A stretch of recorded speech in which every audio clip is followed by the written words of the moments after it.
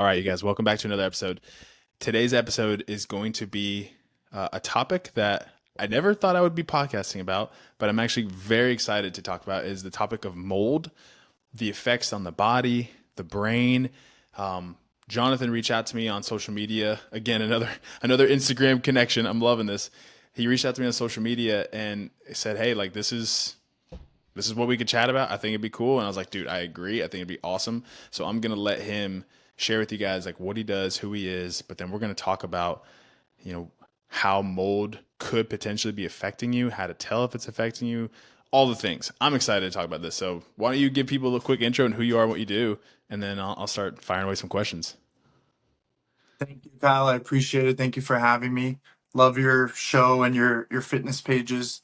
Thank you. The motivation goes a long way. But I am Jonathan Dickler. I am mold assessor on Instagram. My company's called Mold Testing Live, and I am a licensed mold assessor here in Florida, where I help people find the mold in their homes that seems to have been making them sick for a long time. Um, I never thought I'd be podcasting about mold in a million years, either. I've always been on this environmental path. I studied environmental science policy and then law, and I'm soon to be an environmental attorney. But I've always kind of been focused on how is the environment affecting people. And then years ago, mold testing just kind of came up as more of a job, but I developed a passion for it because I saw the very sick people. And it's not just mold testing, it's really finding mold that five other mold guys couldn't find. Or, even the doctors are like, there's no way it could be mold making you sick. Um, so lots to talk about, but I really do appreciate you having me. Yeah, dude. Oh, and congratulations on passing the bar. Thank you. I appreciate it. Yeah, I just found out. That's awesome, man. Super excited. Yeah, I got to finish getting the license, but then I got into law because I've always loved science and the environment and whatnot, but it's really hard to put that stuff into effect and action without the law. So that's why I pursued law. And now I've learned about like mold law and like indoor environmental law, which is a really interesting, and it's not saturated at all. There's like not a lot of people doing it. Um, and it's bigger than people think. Hmm. I'm a firm believer that there's really mold in like 100% of our buildings. Is it enough to make someone sick in every single building? Maybe not, but it's really these buildings have more moisture problems than we know about, and moisture leads to mold. Um, but thank you Yeah. again for that. Yeah, if it's my understanding that mold needs three things in order to be alive. And tell me if I'm correct. It needs moisture, oxygen, and the correct temperature, right? Like if it's cold enough, like if it doesn't have one of those three, it can't exist. Is that correct? Or does it depend on the type? Yeah, it's along those lines. Yeah, it definitely depends by the type, and we're talking about hundreds of thousands of species of mold, and then even just the genre or the genus of mold. You may have heard of like Stachybotrys or Aspergillus or Cladosporium. Some people have never heard of it at all, but Right. that's just the genus. Then there's the species. So there's so many types of each type of mold, and they're all going to have slightly different requirements. There's Okay. even like subspecies variants and mutations, and it's the wild west out there with the mold. But That's really, insane. yeah, mainly, I mean, the temperatures, there's a wide range. The moistures, there's a wide range. Okay. um, but really it comes down to usually moisture and organic material. Most of the time I think there's really enough oxygen more or less everywhere, but moisture is the number one thing. If you have a moisture problem, you're probably going to have a mold problem, and vice versa.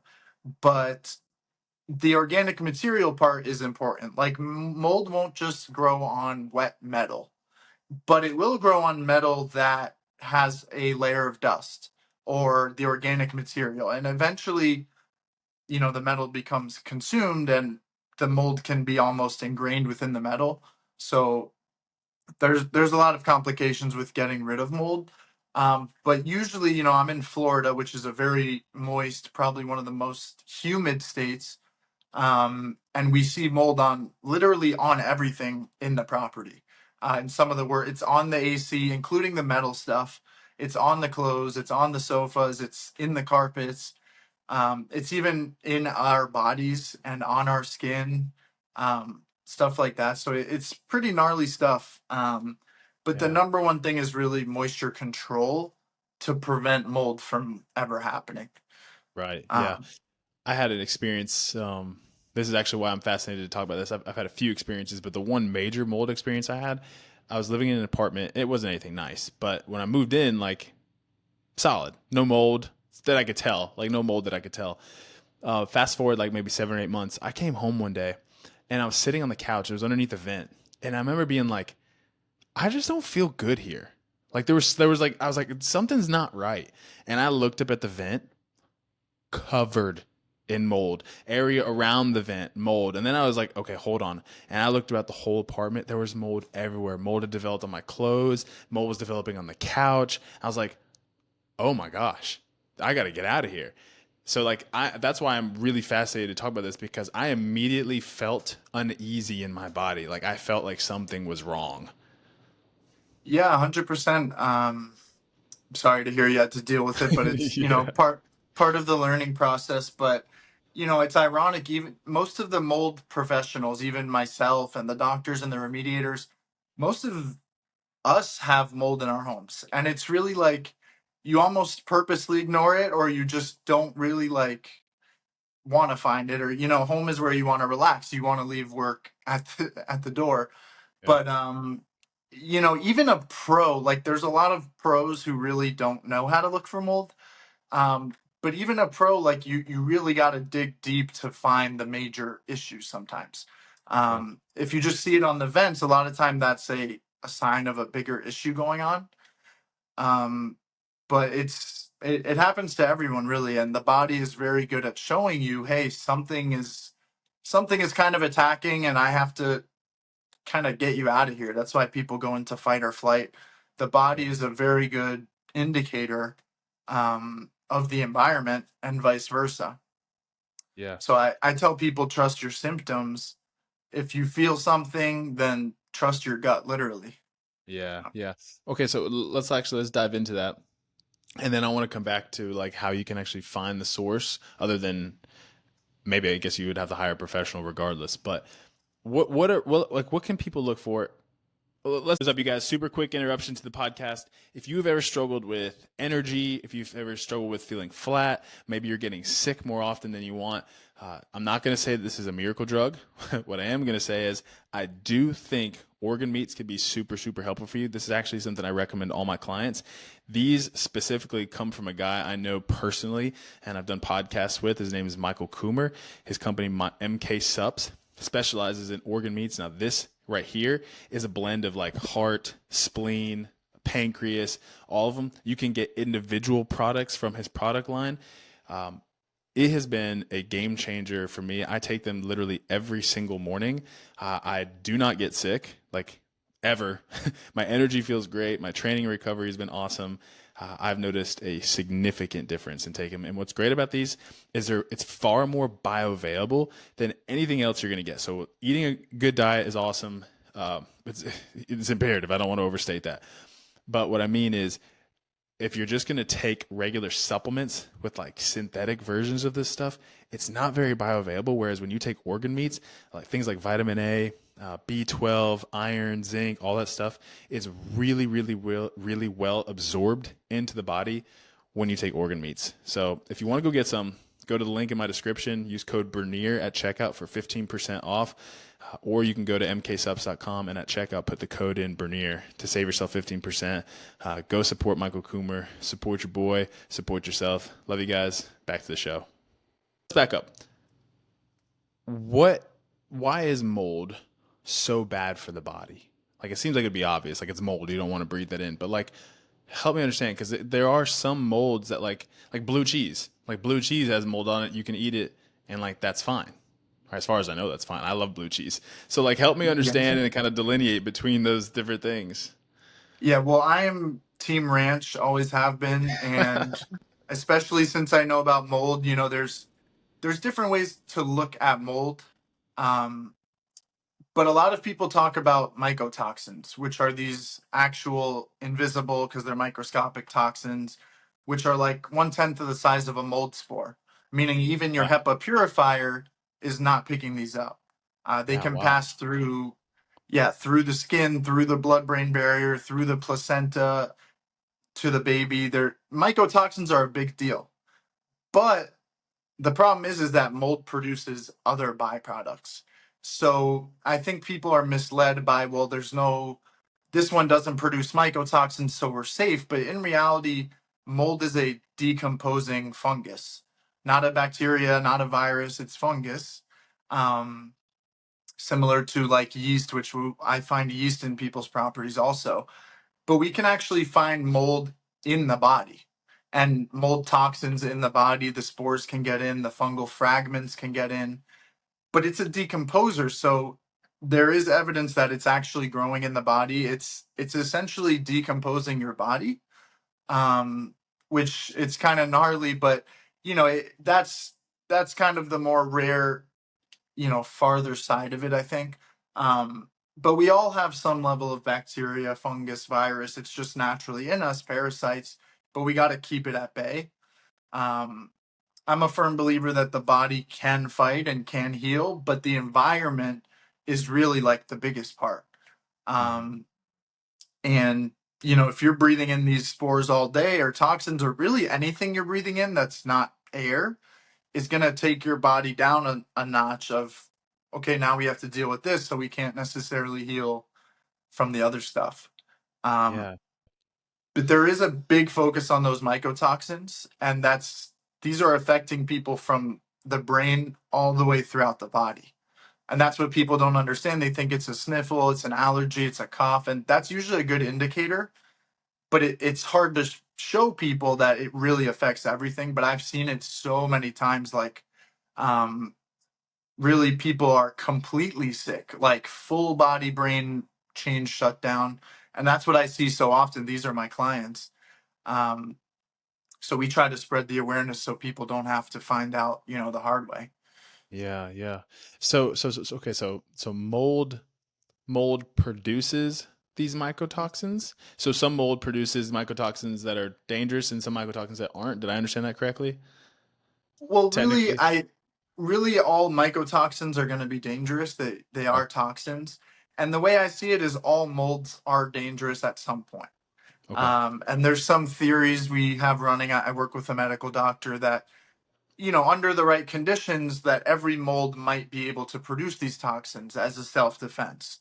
Or, like I said, there's other byproducts. So there's something called volatile organic compounds. You may have heard of VOCs. Everyone knows about like the low VOC paints and stuff like that. Yeah. Yeah. Yeah. Um, but these are basically chemicals or gases that off gas. But there's something called microbial VOCs, Mm, or gases that the mold will produce, not just spores and toxins, but other things. So I don't think it's so much about which mold is producing toxins or which mold should we look for, but how much mold do we have overall? mm. Because I think if you're surrounded by uh, there's no good mold, but if you're really surrounded by it, I mean, how good can it be for you? And then there's the fact that mold is moisture problem. So if you have moisture problems in your home, now you have possibly structural concerns with the roof, the AC. Your energy costs are going up. You've probably got a leak or something going on. So it's mold is a safety concern, but also the moisture that causes it, that's also a safety concern. Yeah. Moisture in a home that happens, dude. That is big problems. I was in construction for a bit, and that was like the number one thing you wanted to avoid was getting moisture, like wet wood, all that stuff. Like you want stuff to dry out because it is a huge problem, not Yeah, only for and that's mold. why I'm always recommending dehumidifiers. You don't want to go too dry technically, but in a place like Florida, that almost never happens. Yeah, But people don't realize that humidity in the air, which usually you can't feel it. Like you think, oh, I feel fine, there's no humidity, but humidity in the air is moisture, and it causes moisture damage. Almost every AC I look into, the ACs are collecting moisture out of your air. and they're draining it out. But almost every AC I look into is filled with mold, and there's rust, and there's dust, and there's all kinds of things which, these AC units are expensive, but they get destroyed relatively quickly. And unfortunately, we find that they start pushing mold through the whole house, and they start pushing moisture. There's actually so much moisture in the AC that now you're pushing moisture into your ducts and into your home. So it's a big thing, but if people Is simply knew that mold is caused by moisture, I think it would save a lot of money, a lot of headaches, and yeah. stuff like that. Yeah. Is that how it gets into the air ducts? Is it comes from the AC unit outside that starts generating mold and it pushes us through the system? Well, there's different kinds of ACs. So usually, yes, I mean it does tend to come from whatever's pushing the air through the AC. But in Florida, a lot of the handlers are inside, so the air is inside, and then you have the condenser outside, which is pushing out hot air. But in places that are humid, the AC is going to capture that moisture and then push it into the ducts. There's other ways to get moldy ductwork. I've seen holes in ducts. There's animals chewing holes. There's leaks that go onto the ducts and damage it. Sometimes it's just on the vents, like you said, which would be it could be a temperature issue right by the vent itself. Hmm, okay. What's tricky is that the ducts are actually one of the trickiest parts because you can't, even the best assessor, you can't really see 100% of the ductwork without having like an AC pro opening it up. So sometimes I make assumptions when I see, hey, there's a bunch of mold in the AC, and when I'm in the attic, I see mold all over the ductwork on the outside. So sometimes I do make assumptions to help people heal because it's like, it's different for everyone, but if there's a high or even a good chance of mold in your ductwork, is that a risk you're willing to take? you know Right. Everyone Yeah. has a different budget, obviously, so you can't just do everything. But Yeah. I try to give people a priority. Sometimes it's like, look, maybe this just isn't the place for you. If you got to put X amount of dollars into it, maybe it's just better for you to find something else with less work. um Hmm. but So the what are some of the humidity, yeah, I was just going to say the humidity for me, it's been the number one issue. yeah. um because it puts mold everywhere. What are some of the signs people can look for in themselves? Like let's say someone's living in an environment where they're like, I mean, this isn't the cleanest place, but it's not bad. But they kind of think they might have some mold, but they don't know. That's where a lot of places I've lived thus far. Like I haven't made enough money to like go buy like a really nice place yet. So a lot of places I move into are like, I mean, I hope it's okay. So like, what are some signs people can look for to like, all right, this might be a symptom of mold.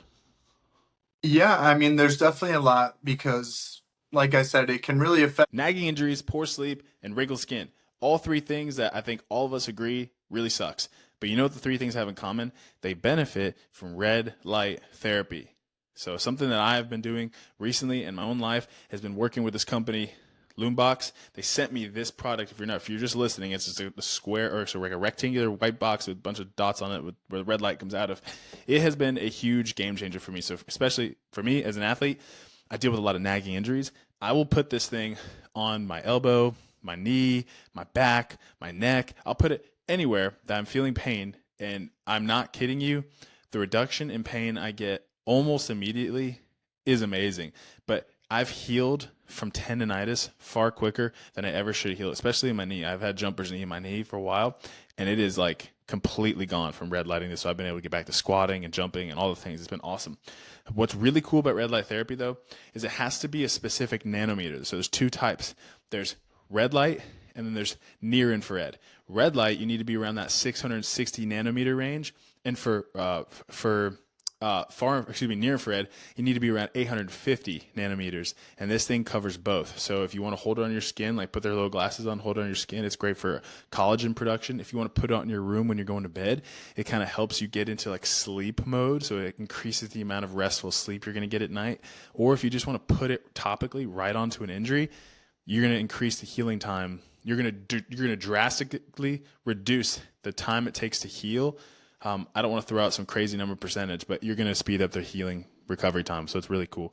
Anyways, You can go to the link in the description. You can save yourself $260 if you want to check this out. If you've got anything going on, or you want to sleep better, or if you want to just look prettier, go to the link in the description. Save yourself some money. Support these guys. They're really, really great. Support your boys. Support yourself. Love you guys. Back to the show. Affect your brain and your body. Hmm. And your brain controls your whole body and vice versa, so it's all tied in. But I tell people very often to trust the symptoms, trust your intuition, and literally trust your gut. And it sounds like a cliche phrase, but actually trusting your gut, usually your gut is where you actually feel if there's anxiety or stress, or you ate something bad, or nine times that, and the brain gut connection is, it's all there.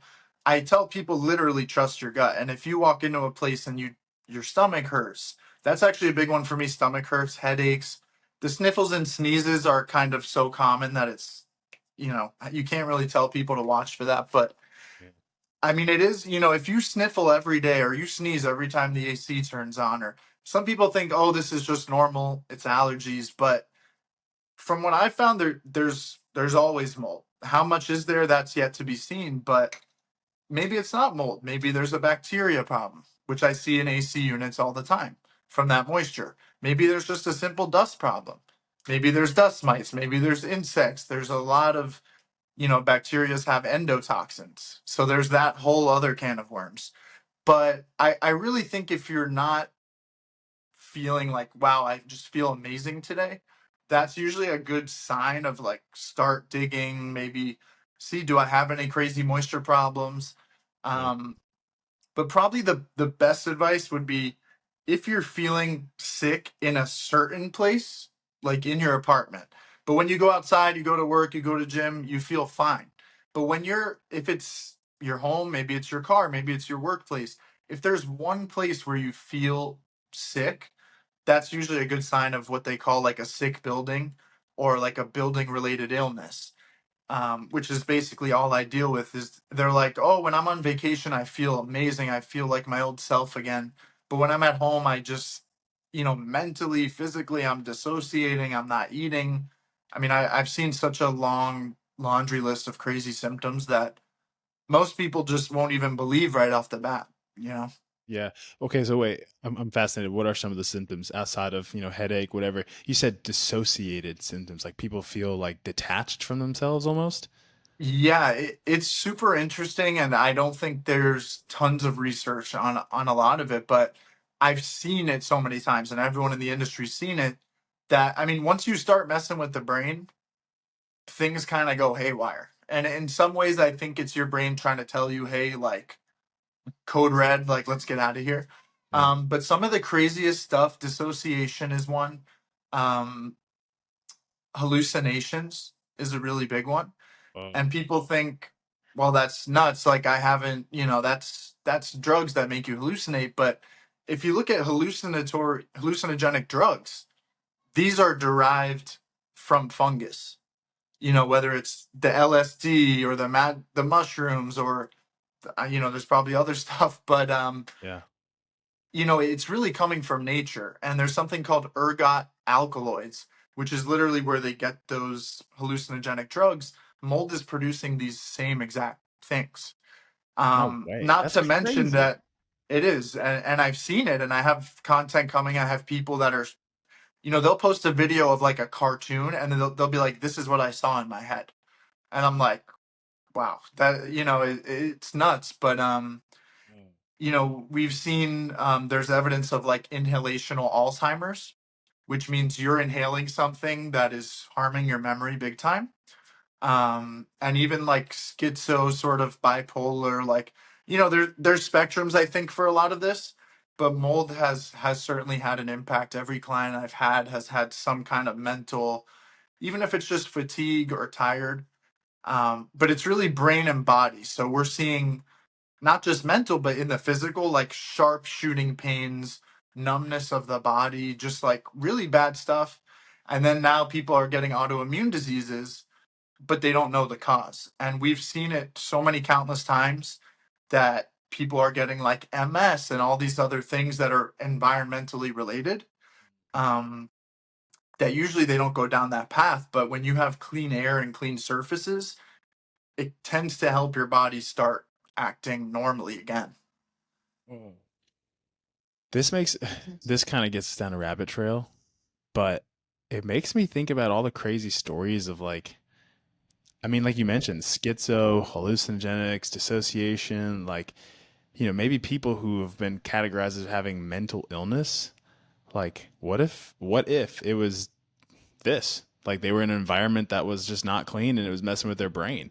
I mean, that kind of maybe that sounds too conspiracy, whatever, but like that's where my brain went when you were saying that. Yeah, I mean, I've seen it all the time, and I've even seen some theories. I mean, it's sensitive stuff, but some of these very violent criminals that go into schools and do whatever. I've seen theories that these people have mold toxicity. Um, and it makes you think about these stories about haunted houses and whatnot, Hmm. where people are like, they will swear on their whole life, "Hey, I saw something, I heard a ghost, I saw, crazy thing." They will swear, but if you think about a haunted house, you're walking into an old moldy house, right? I mean, picture, the movies, you see stuff floating in the air. That's probably a bunch of mold spores. I mean, the walls are black, but you don't realize, but that stuff really does get in your brain. And I think it messes with your sleep, it messes with your thoughts, and all that comes together to kind of get your brain really haywire.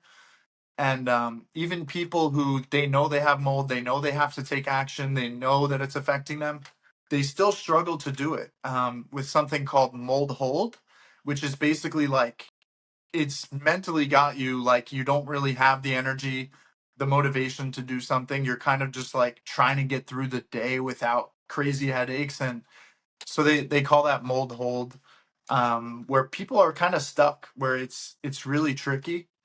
There's even something called mold rage where, and I've seen it with my own eyes, like, and I've seen the people you're talking about, like, I've seen people come out of their rooms and start punching themselves in the head and then just drop to the floor.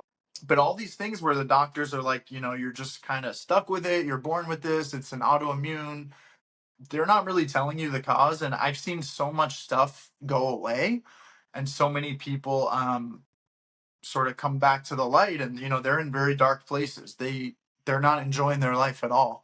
So really, cleaning their environment up is one of the biggest ways to help people.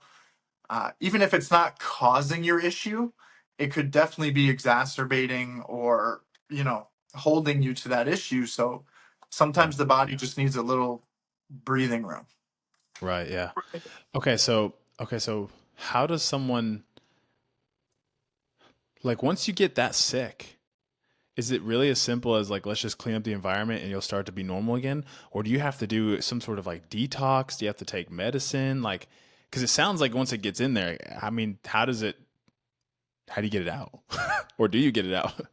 Yeah, it's very tricky. So it's definitely the environment part is not as simple as we would hope, because there is invisible contamination. There's hidden mold, and then there's spores and mycotoxins and fragments that could be almost, they're pretty much everywhere. I mean, our air always has mold spores. So people say mold is everywhere, but it's not necessarily true. There's mold growth in specific areas with the right moisture and ingredients, and then there's mold spores and toxins and things that are pretty much everywhere. But the environment is one thing, and then for the body, I always refer a medical doctor.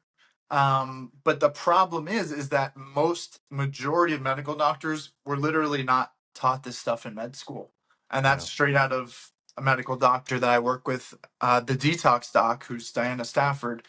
But there's multiple levels of how mold is affecting your body. So people think it's more of just an allergen, which is kind of like a big misconception in my mind, because any mold could really harm anyone. Maybe Mm. not the same level, but if you're testing someone for mold allergy, how are we testing them for hundreds of thousands of different species? That's not really the case. But there's also, so there's basically, it's called mycotoxicosis, when you have all these mycotoxins that need to be detoxified from the body. So that's pretty complex, but it's basically mobilizing the toxins, meaning you got to do some activity usually to get them kind of out into your system. And then usually the binders, which is like your charcoals or I believe, Molecular. hydrogen.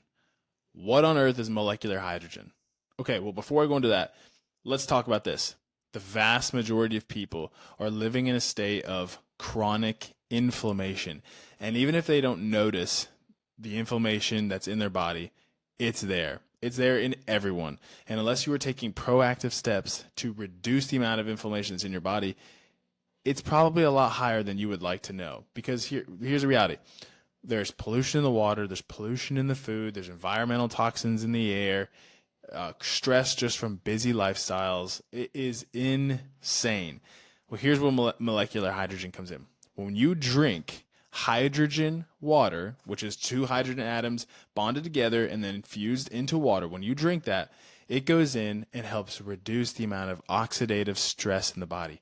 Oxidative stress is basically like the inside of your body rusting. It is what leads to aging, chronic inflammation, disease, illness, ailments, all of the things that you do not want in your body.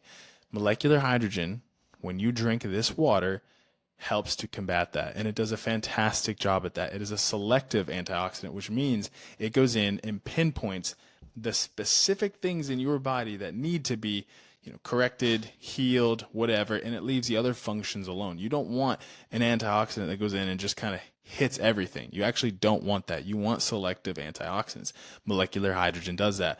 What's cool is I did a podcast with a guy from Echo Water. They created a flask, basically a bottle that you put water into, you press a button, and it infuses that water with hydrogen so then you can, right there on the spot, drink however many ounces of hydrogen water. And you can do this 2, 3, 4, 5 times a day. It really doesn't matter. There's not too much that you can drink. It's absolutely incredible. You can go listen to that podcast. It's listed. I'll put a link to it in the show notes actually, so you guys can go listen to it. But what I'm getting at is you can go check out this flask for yourself. You can go to the link in my bio. You can save yourself 10%. You can go check it out. It comes with a 5-year warranty, so if anything ever happens, you can get a new one. It is absolutely awesome. I drink it every single day. It's made a huge difference in my recovery, my health, all the things. I would love for you guys to check that out and experience the same thing that I've been experiencing. Again, save yourself 10%. Go to the show notes, click the link in there, and then you can also listen to the podcast that's linked right below it, so you can go get some more information from the founder of Echo Water.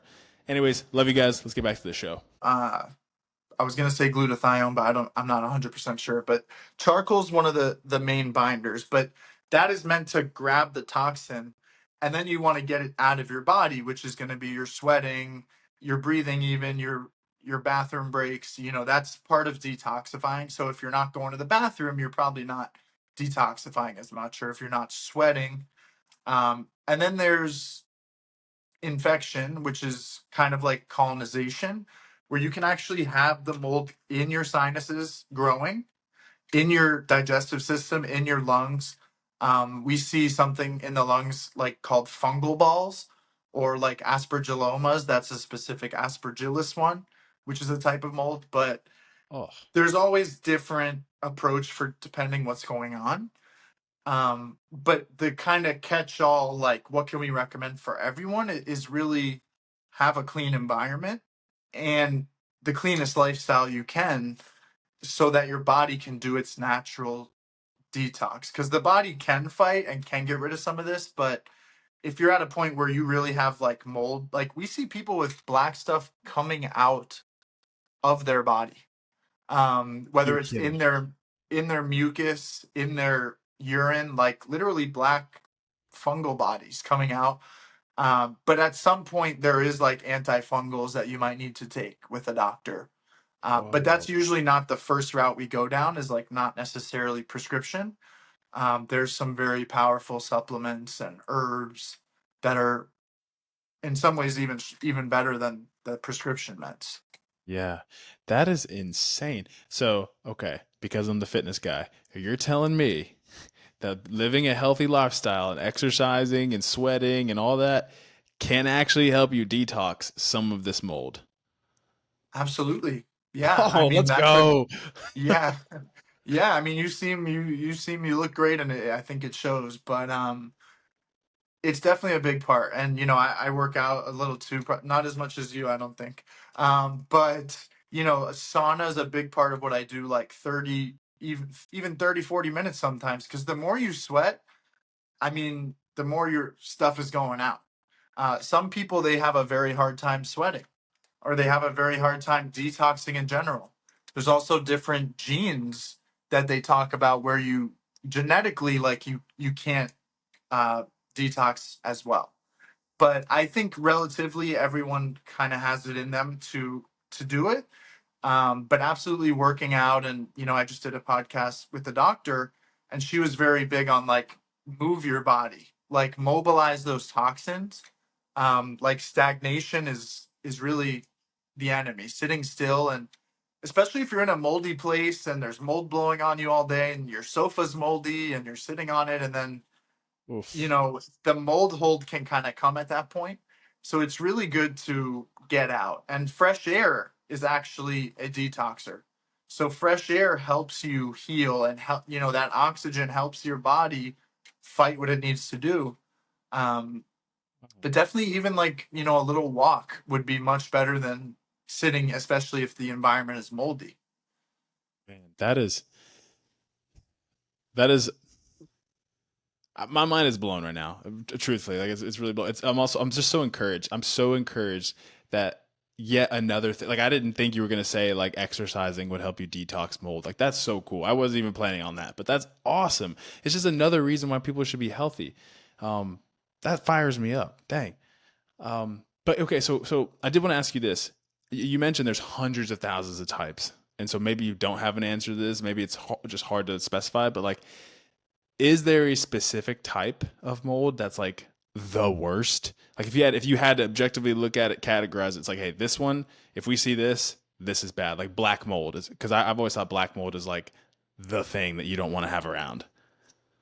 Yeah, well, let's talk about black mold and then go from there. So black mold is really, it's a term that was originally used to describe one mold, which is Stachybotrys chartarum. That's the genus and species, Stachybotrys chartarum, and that's, oh, this is the black mold, and if you have any other kind of mold, then you're fine.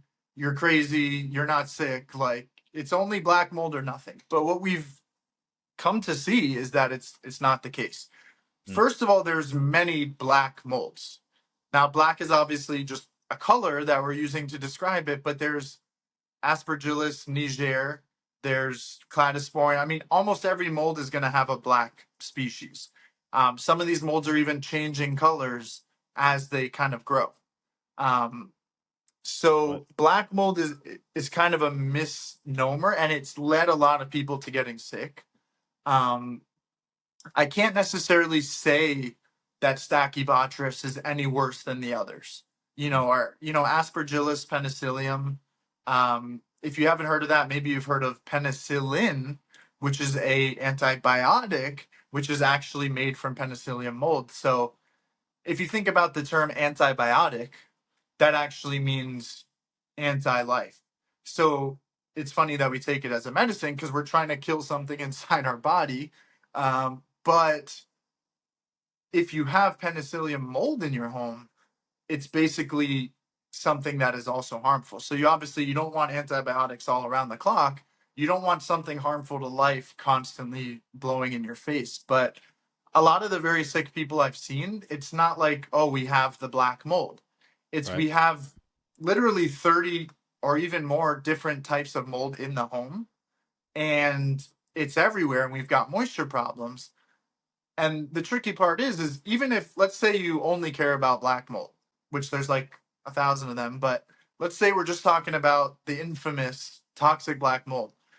But if you have a moisture problem right now, maybe you have zero mold, or you only have, let's call it white mold, which is just as bad. But tomorrow, as the moisture becomes more moist, then the mold can change to a different type of mold, because we talked about, each mold needs a specific moisture. So let's say your sink is dripping 1 drop of water a day for a year. So on Yeah. day one, you probably won't have any mold.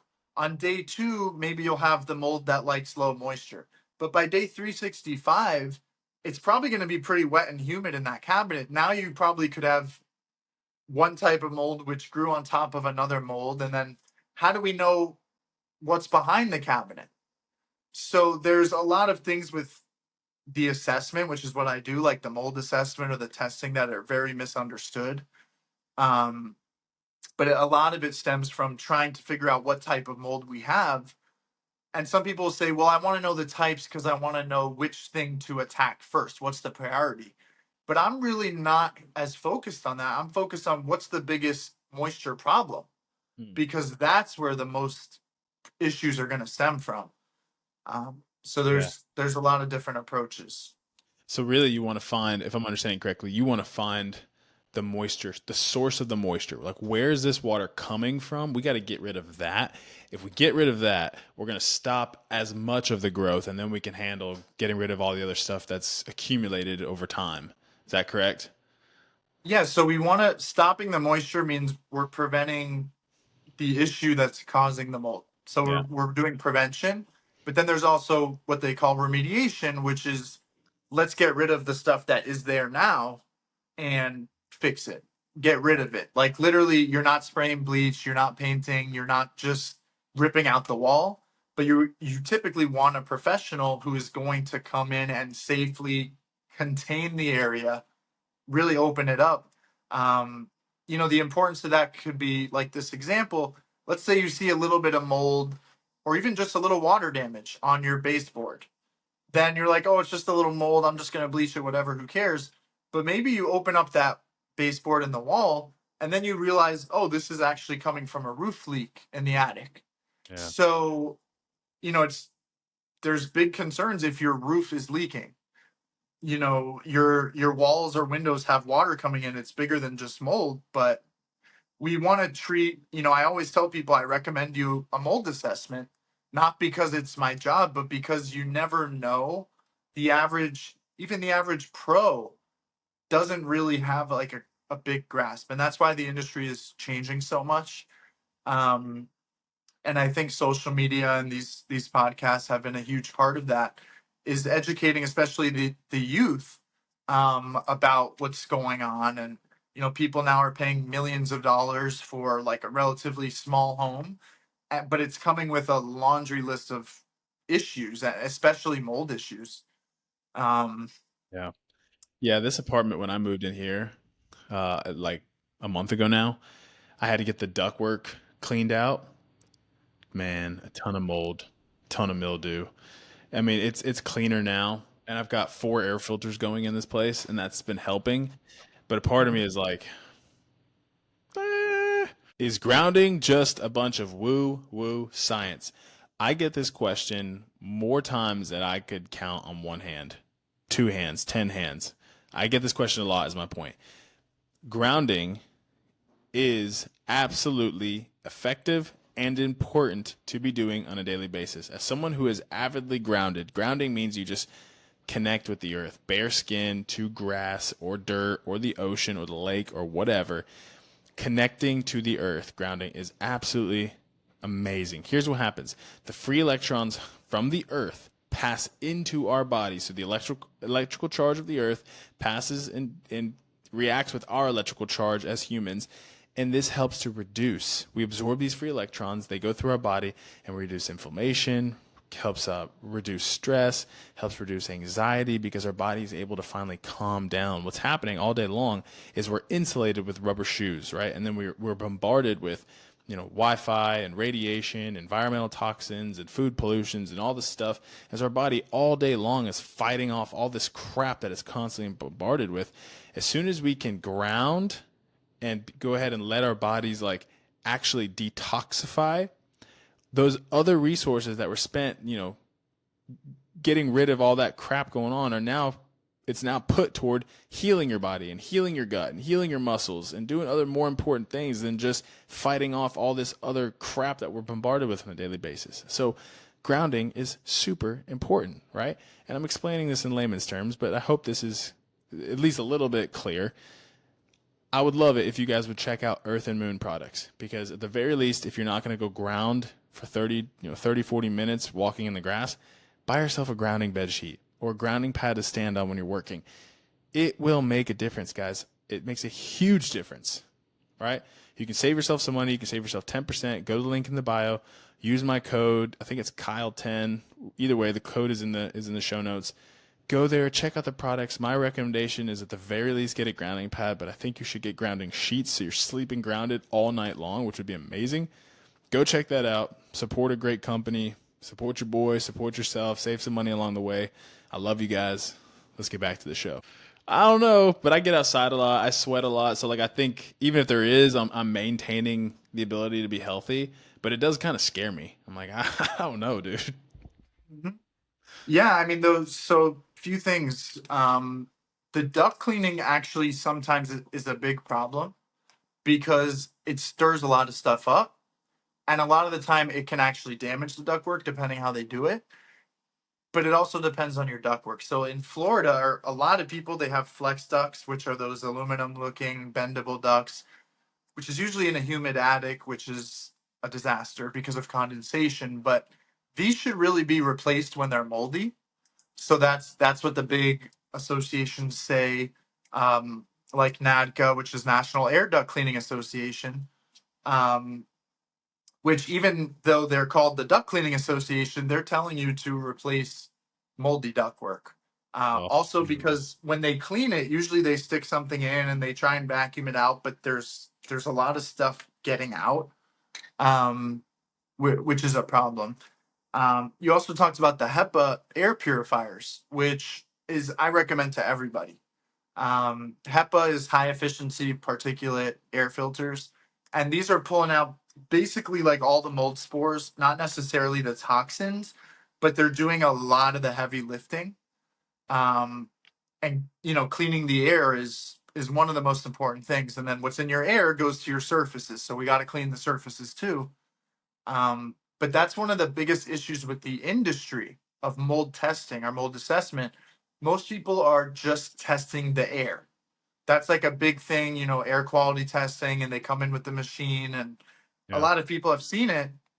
And almost every sick client I've worked with who had a ton of mold, they're like, well, we had 2 or 3 air tests done and everything's fine. And I'm like, I'm not surprised because, there's a lot of reasons behind the science, but we talked about mold needs moisture and it needs a certain moisture to release these spores into the air. Hmm. And then the spores are only going to go a certain distance usually. They can float through the air, but there's limits. So a lot of times the air testing, the air samples are going to be misleading. Usually they're going to look pretty good. Um, Still, most people don't know how to interpret them. There are a lot of problems with them.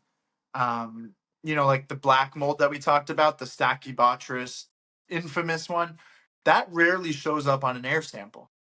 Oh, wow. So, and that's because of the moisture and whatnot. But if I see even one of those spores on an air sample, 9 times out of 10, that's a big red flag. And usually there's hidden mold. For sure. So we have to be very careful when we do look at air samples. But they're often very misleading. So I'm not usually going in like, let's do a bunch of different testing. Like the starting place should be, let's go in and look for major moisture problems. Then I guarantee you we already found a majority of the mold anyway. Yeah. Um, but if you have 4 HEPAs, and that's a great start. HEPAs change people's lives, really. Yeah. Do most companies, I think you already said this, but do most companies test the way you test, or they're not? They're not up to standard yet. They're still doing the air testing. Well, I would say the majority are still doing the old way. Yeah. I started off on TikTok with a page called Mold Testing, and then I created a page on Instagram called Mold Assessor because now I want people to focus more on the assessment than the testing, like the visual inspection, or really it's not just visual, but there's thermal image cameras, moisture meters. Um, but I tell people I can help you more with zero testing and actually just coming to look around and see what's going on versus the guy who will take 20 air samples and 20 swab samples, but they have no idea like what they're trying to prove or even what they're looking for. Yeah. I'll see people who will just swab a wall like this and say, oh, there's 3 spores, so you have to take the whole wall out. Or they'll say, well, there's 3 spores, so it's not a big deal. But most of the industry is sort of doing it in a harmful way. And like I said, even to this day, I get clients who they've had three or four other mold guys, and they're not cheap. Like, because now the prices are all kind of going up. But they've spent a lot, and then if you add in the doctors that they've seen and the remediations, multiple remediations that failed, you're Mm. talking about easily six figures of spending, and you're still at square one because Oh, there's still mold. Um, and then you'll get, like you mentioned, mildew, which really, for us, mildew is really just mold. It's a fungus, and there are some molds basically that are literally called mildews. But that's another issue in the industry is they'll say, "Oh, you just have mildew in your bathtub," or "Oh, it just smells kind of mildewy. It's not mold." But in reality, these people are completely wrong. And I've just seen it so many times. That's why I've really developed a passion for this because it's like people call me now and I'm like, I know what you're gonna say. yeah. You had three air tests, you had someone told you there was some mildew, the AC mold is perfectly normal, someone told you, and well, I have a UV light bulb, so there's no way I can have mold, but it's everything that most people know about mold, even the pros, is like super backwards. Definitely much more common than people think and more harmful. Jeez.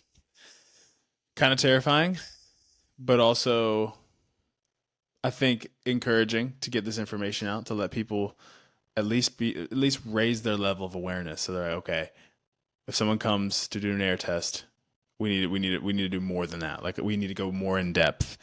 I want to. I do need to hop off here in a second, but I want to do this. I've been doing this at the end of my podcast. I stole it from some of the big names like Chris Williamson and Diary of a CEO and all that.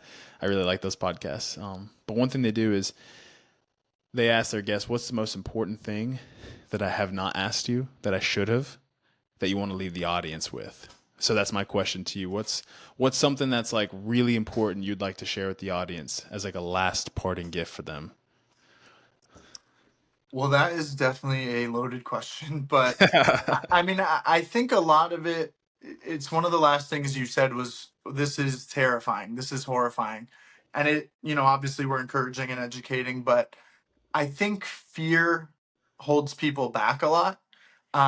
Or sometimes they think, oh, this can't be fixable when it is fixable.